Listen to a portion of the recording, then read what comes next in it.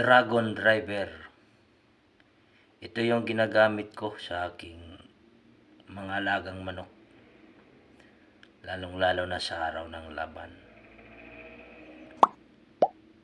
Anti-stress supplement. Drops. Dragon Driver Copain plus ginseng. Maganda to sa araw ng laban. Ito yung ginagawa kong tubig. Bago umalis ng bahay, 7 drops. Pagdating sa sabungan, 5 drops. Bago tarian, 5 drops.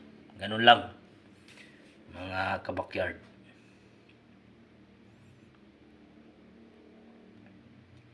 Ito yung first time ko na ginamit noon nung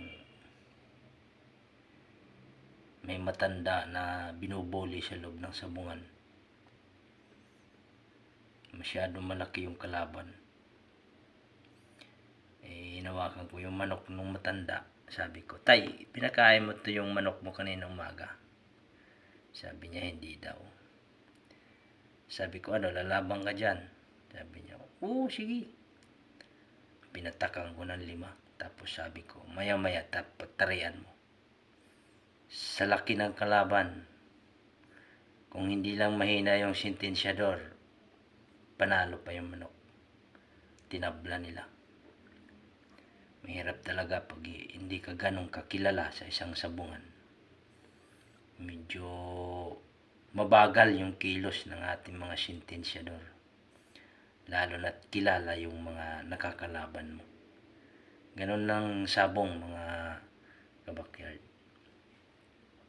Kaya kailangan matalas yung paningin mo, pandinig.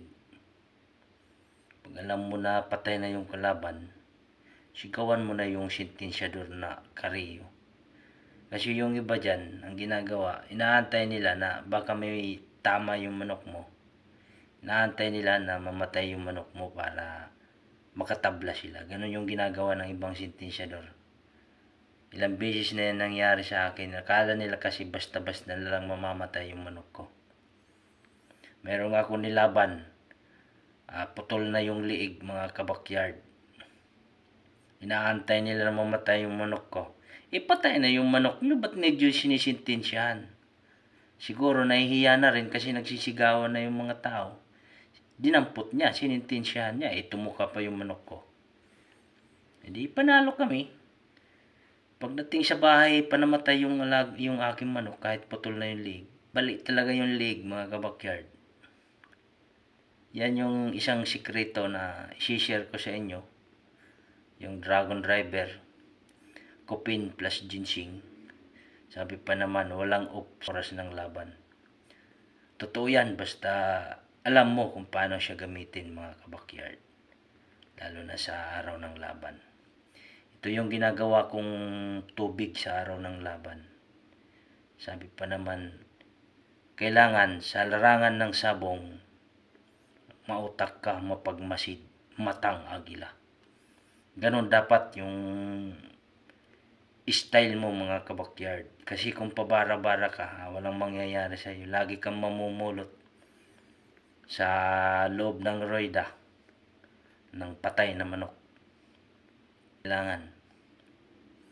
Kasi sa larangan ng sabong, pagbabara-bara ka dito, kahit isang sako pa yung punan mo, ubos yan. Kailangan diskarte, mapagmasid. Yan ang tunay na sabungero, mga kabakyard. Salamat, mga kabakyard.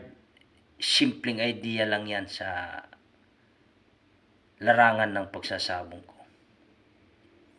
Yung paggamit nito, bago ka umalis ng bahay, 7 drops. Pagdating sa sabungan, 5 drops.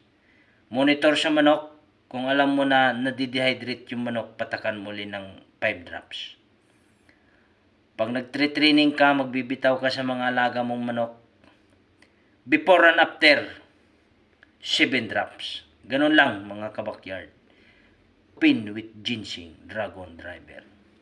Salamat, mga kabakyard.